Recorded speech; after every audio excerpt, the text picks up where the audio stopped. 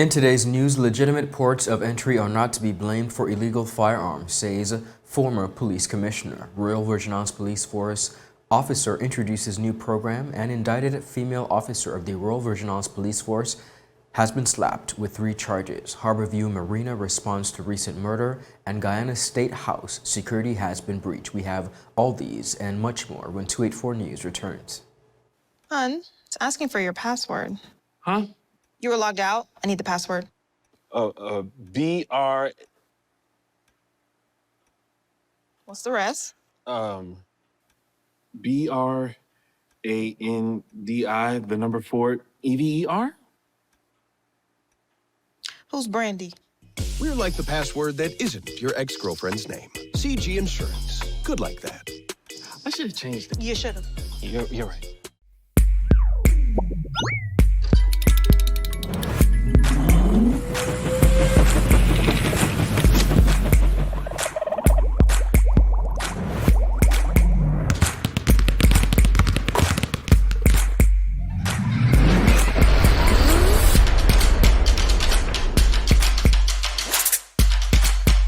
Freeze. Choose your mix. Choose your flavor.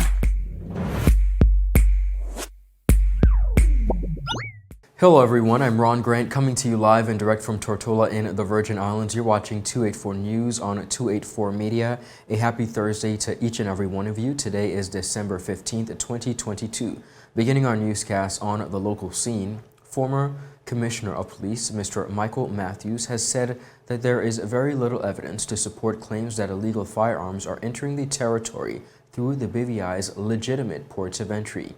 Matthews has rejected the notion while appearing as a guest on a local radio program, Talking Points. He said while serving as Commissioner of Police, there was no substantial evidence gathered at the time which pointed to local legitimate ports as the gateway to illegal guns in the territory. Well, I think it's highly unlikely that guns are coming through our legitimate ports of entry. There was very little evidence of that when I was the police commissioner. But we are porous, we're extremely open as a territory. It is not difficult for a boat to enter during the hours of darkness from the US Virgin Islands, as an example, with weapons on board or other contraband. And as we know, our excellent officers in customs and the police marine unit very often intercept and find things. But it's the old saying, isn't it, Damien? For everyone you find, how many are going through? And there is no doubt about it. There's one harsh, real fact, is that if the RVIPF are seizing over 70 firearms this year, that's a lot of weaponry that's here illegally in the territory, which means there's still far too many illegal weapons in the territory. Now, Matthews also spoke on the media's influence on shaping the opinions of some residents, which he believes in some instances damages the confidence of the public in local law enforcement. I think it is legitimate for the community to be able to criticise the public services in general. If we are not delivering as a public service according to the roles and responsibilities that are allocated, I think it's right and proper that the public should stand up and say that. Of course. But unfortunately, a lot of it is perception, and a lot of it is media-led. There's a lot of sort of headlines that go out there that I read the headlines these days and think to myself, well, come on, why are you putting that out there? That is not going to help anyone solve crime. That's just going to damage confidence even further. But, it's the media's job to sort of stir it up a bit, I guess, and raise questions. And they're doing their job in doing that. So it's not a criticism in that regard. But I agree with you entirely, and unless we... and I'm speaking about myself now as well, I'm a member of the public as well now, unless we as the public are also prepared to say, yes, we're going to criticise you when you get it wrong, but we're going to support you to get it right, that's going to be the key bit. And I still believe, even now, that level of support is not at a high enough level as it should be. And the former police commissioner also spoke on the importance of residents having confidence in police officers. He spoke to some of the initiatives he undertook to restore the confidence across communities. If you haven't got trust in your policing capability or in your police commissioner, then you're probably not going to get cooperation and people coming forward. It's cyclical in that regard. So I suppose with my personal tactics, I can't speak up for the current police commissioner what he does these days, but my personal tactics were all about approachability and access. I try to open the force up. So, for example, a little thing it might sound, but during my tenure I introduced personal email addresses for every officer in the force.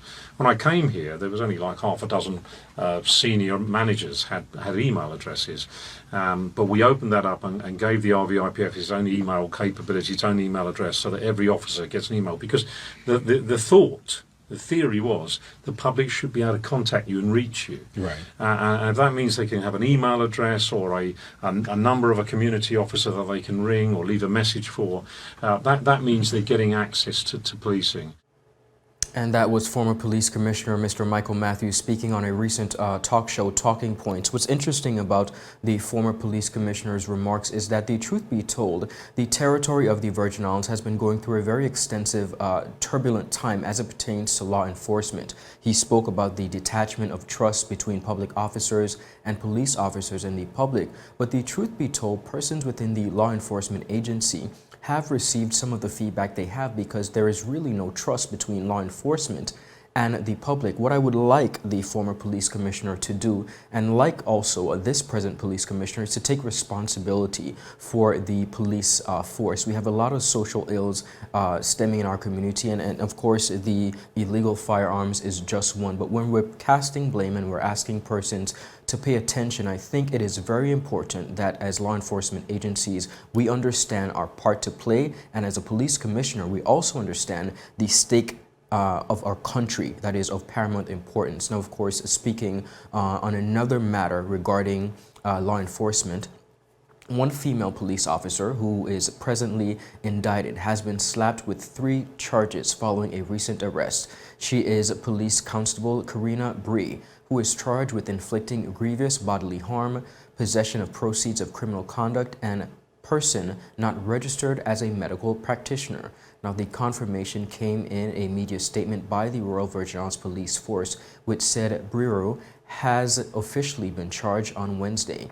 In an official comment, they said charges laid against Police Constable Karina Brew stemmed from a report made of a medical procedure that was performed and a search made at her residence. Investigations into allegations made resulted in subsequent charges, the police statement read. Now, speaking on this present development, Commissioner of Police Mark Collins said his force will investigate all allegations made to them.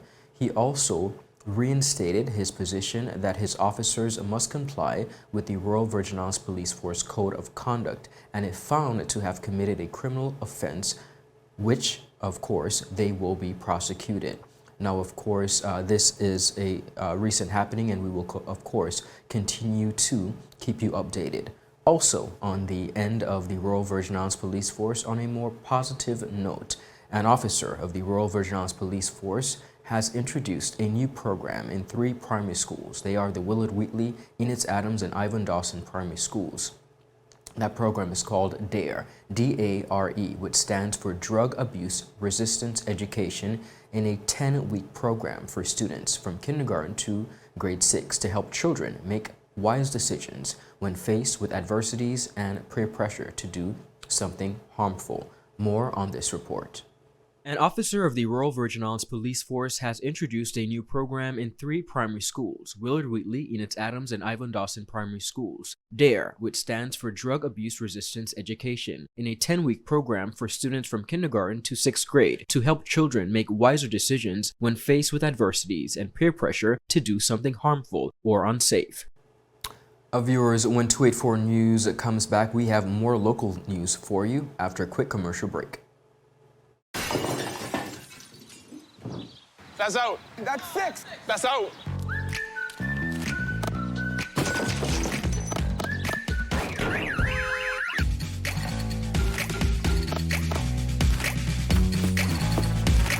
With worldwide medical coverage and affordable premiums, we're like a home match that isn't played at your actual home. CG Insurance. Good like that.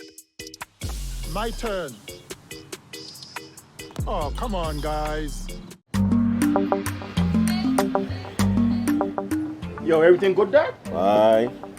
This thing got me one way, Daddy. What you mean? Ever since I hook up with this thing, can't eat, I can't sleep. This is the first thing I touch it when I reach home. What you really? Hey, this thing like you know. Dad, this thing got me staying home. Keeping out that trouble me. Wow. What your name is? She? I talking about my CCT life. Don't worry about missing your favorite series, sports, news, and local programming. Come to CCT today and sign up for CCT Live to access over 80 channels. CCT Live. Bring it home. 1 month free trial turn into 5. 5 months turn into, well, you know I huff. I watching ball. I been watching football. Dad, Nickelodeon, Paw Patrol. I am hooked. Hook, I tell you.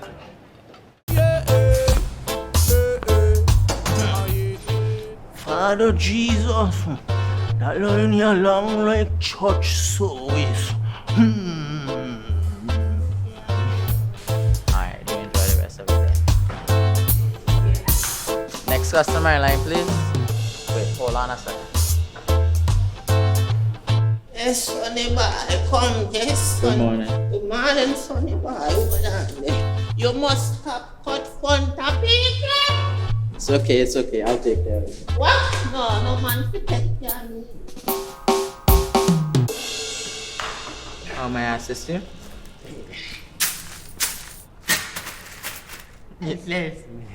You want top of power? You want top of power? Join the prepaid party with CCT and enjoy more affordable data plans, more top-up promotions, more savings with hero bundles, and more value for your money each and every Tuesday with Top Up Turn Up Tuesday. Visit a CCT store today or anywhere CCT Top Up is sold and top up your phone. 5, 10, 15, 20, 25, 30. You want top of power? Viewers, welcome back and thank you so much for sticking with us. You've been watching 284 News. Of course, the constitutional review is quite a heavy topic that has been taking place across the Virgin Islands. Of course, the youth across the territory are, however, being encouraged to speak up at the various Constitutional Review Commission meetings and to not be afraid, they say, to voice their respective views. Our Kamal Haynes has the story.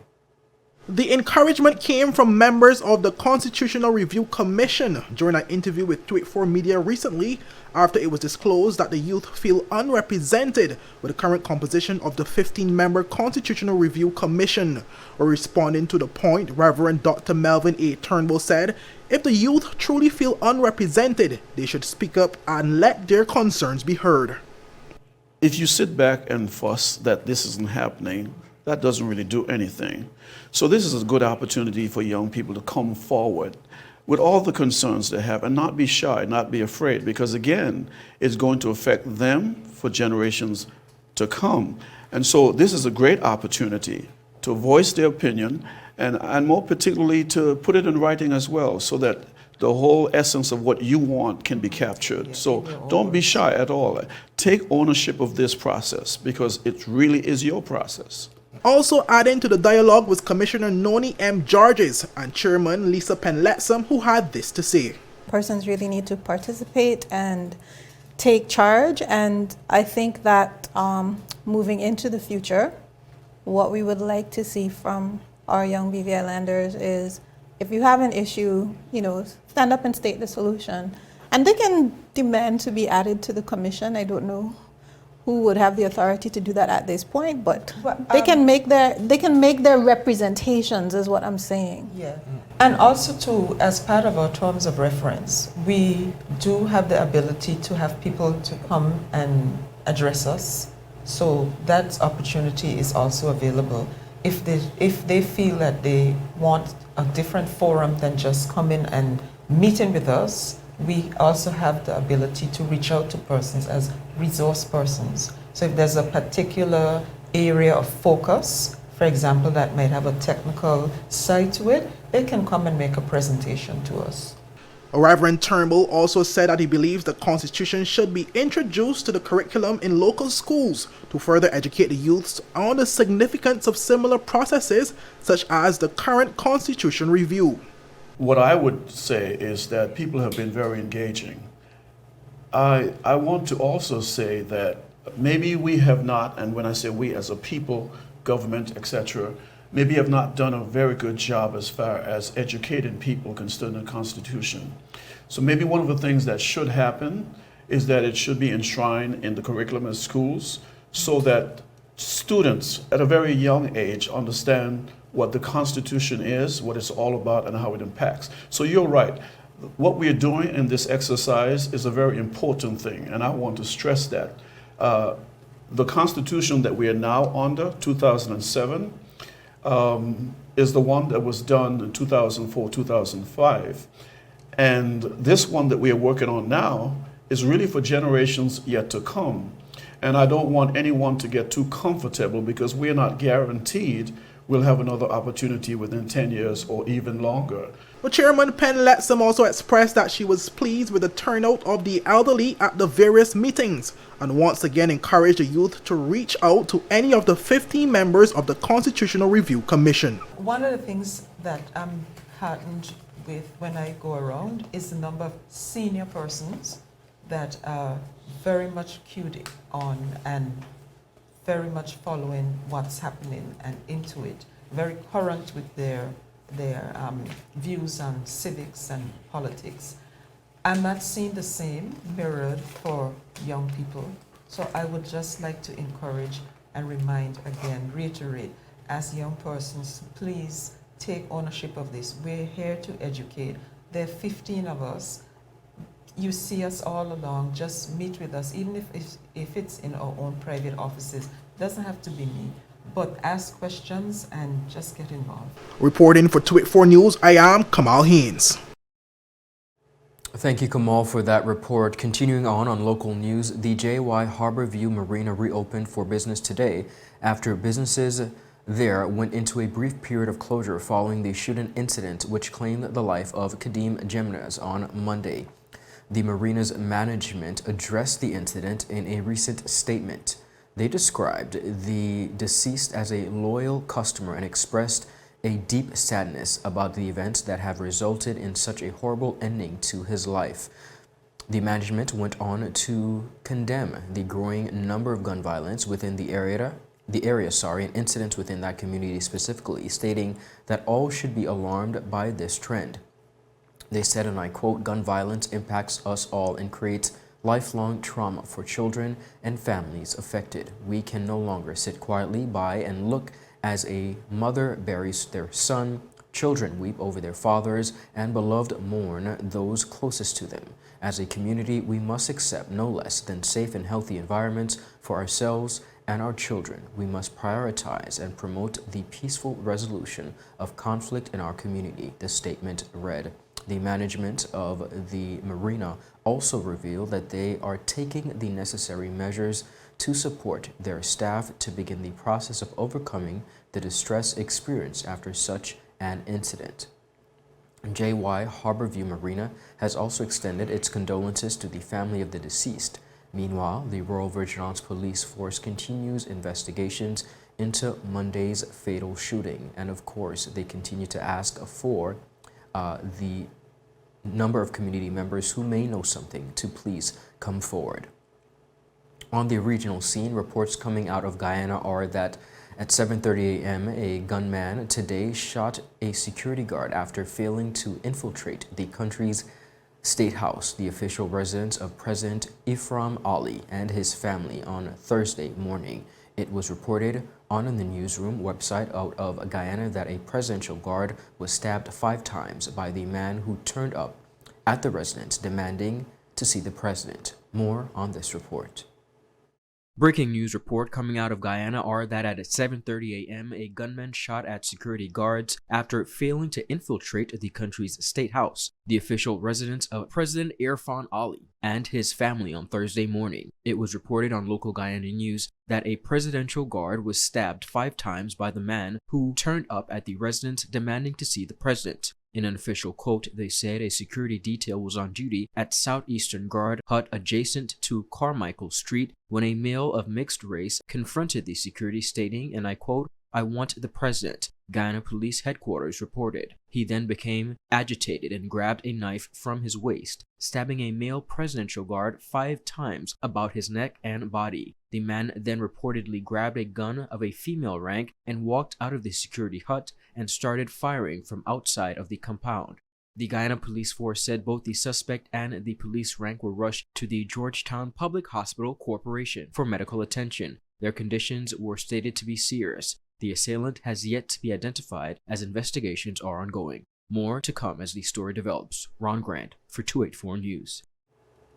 Now, just to provide an update, it's very important for persons to know that investigators have identified the suspect as Nigerian national Bethel Akani in the stabbing and, of course, the disarming of the presidential guard at the Guyana State House. We will, of course, continue to keep you updated as this matter evolves on the regional scene. Viewers, when we return, we have much more news for you. You're watching 284 News. We'll be right back after a quick commercial break. Hun, it's asking for your password. Huh? You were logged out. I need the password. BR. What's the rest? BRANDI, the number 4 EVER? Who's Brandy? We're like the password that isn't your ex-girlfriend's name. CG Insurance. Good like that. I should have changed it. You should have. You're right.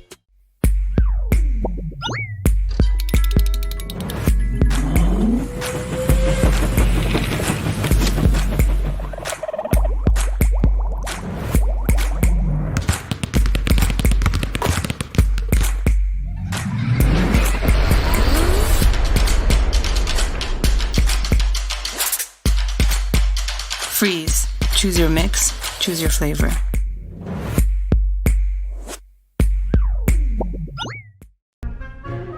So you're saying I can ask this cat any question? The cat is connected to the computer. You just type in the question, it will read his mind. There the answer comes.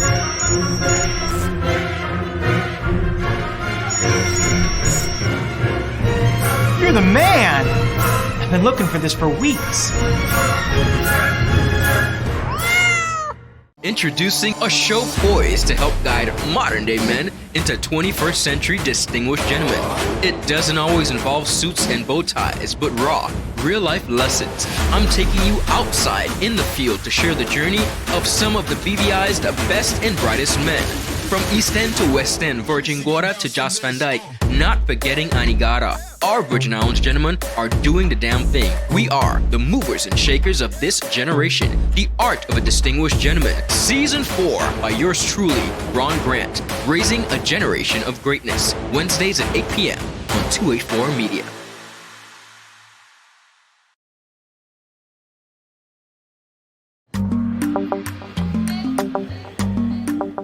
Yo, everything good, Dad? Aye. This thing got me one way, Daddy. What do you mean? Ever since I hook up with this thing, I can't eat, I can't sleep. This is the first thing I touch it when I reach home. What do you really? Hey, this ain't like you, you know. Dad, this thing got me staying home, keeping out of trouble me. Wow. What your name is? She? I talking about my CCT life. Don't worry about missing your favorite series, sports, news, and local programming. Come to CCT today and sign up for CCT Live to access over 80 channels. CCT Live. Bring it home. 1 month free trial turn into 5. 5 months turn into, well, you know I hustle. I watching ball. I been watching football. Dad, Nickelodeon, Paw Patrol. I am hooked. Hook, I tell you. Viewers, welcome back and thank you so much for sticking with us. What is a true Virgin Islands Christmas? Premier Dr. the Honorable Natalio D. Wheatley sought to answer that question during his holiday message to the territory. He has also called on Virgin Islanders to make this time of ones despite the external factors affecting daily life in the territory. More on this report. Premier Dr. the Honorable Natalio Wheatley recently issued his 2022 holiday message to the territory. During the brief festive message, Wheatley took some time to reflect on what he envisions as a true Virgin Islands Christmas. Christmas is about family, and in the Virgin Islands, we have always lived in love as one big family. We can all remember the good old days of family and friends gathering at each other's homes. The aroma of fresh bread, cakes, our favorite flavored tarts, cassava bread, and ham baking in the brick oven. The delicious smell from the barbecue grill, the laughter of children playing together, the excitement of going house to house caroling and spreading cheer, and receiving cheer and partaking in sweet guava berry. It was a time of genuine selflessness as we ensured that everyone was able to have a Merry Christmas. It brought us closer together. It was not only a spirit of festivity, but also of camaraderie. Of course, we also came together as a community, as the churches prayed and reflected on the birth and life and sacrifice of Jesus Christ. Christmas time in the Virgin Islands was about oneness and renewing our bonds with each other. In many ways, this epitomized the message of Christ, which was to spread love, peace, happiness, and goodwill.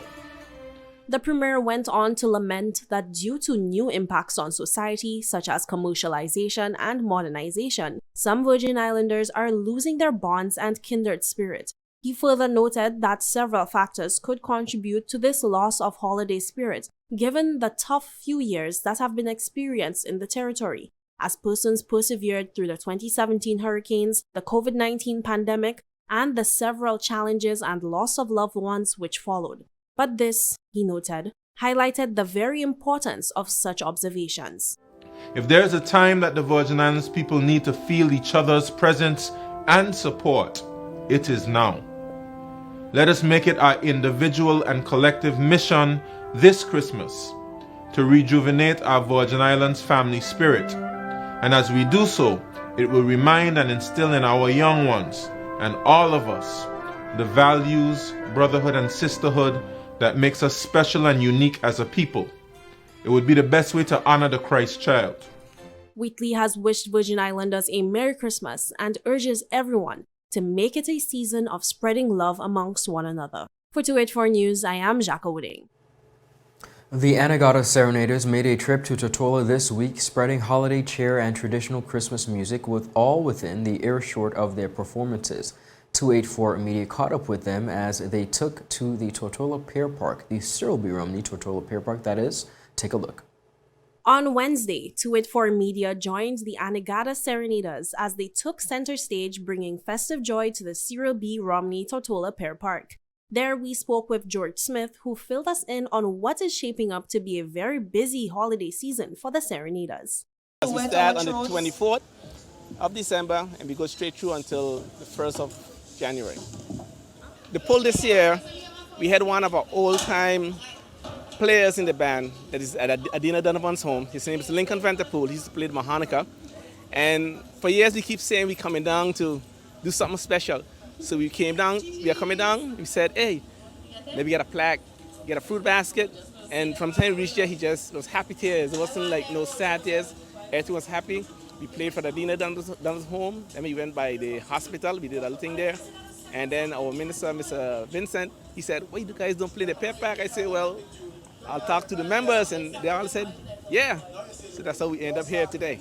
Of course, this report would not be complete without sharing some of the highlights of their performances that day.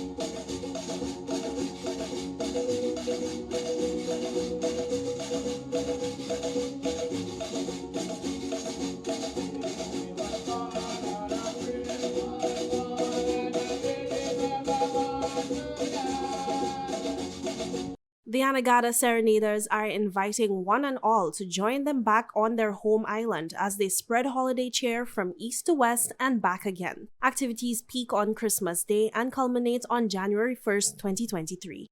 For 284 News, I am Jacques Wooding.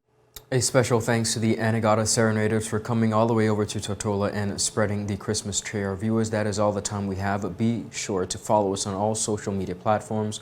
Of course, our website at 284media.com. We're on Instagram, Twitter, as well as YouTube. I'm Ron Grant. Do have a beautiful rest of the day. It's been a pleasure. Happy Thursday. I'll see you tomorrow. Bye-bye. Hun, it's asking for your password. Huh? You were logged out. I need the password. BR. What's the rest? BRANDI, the number 4 EVER? Who's Brandy? We're like the password that isn't your ex-girlfriend's name. CG Insurance. Good like that. I should have changed it. You should have. You're right.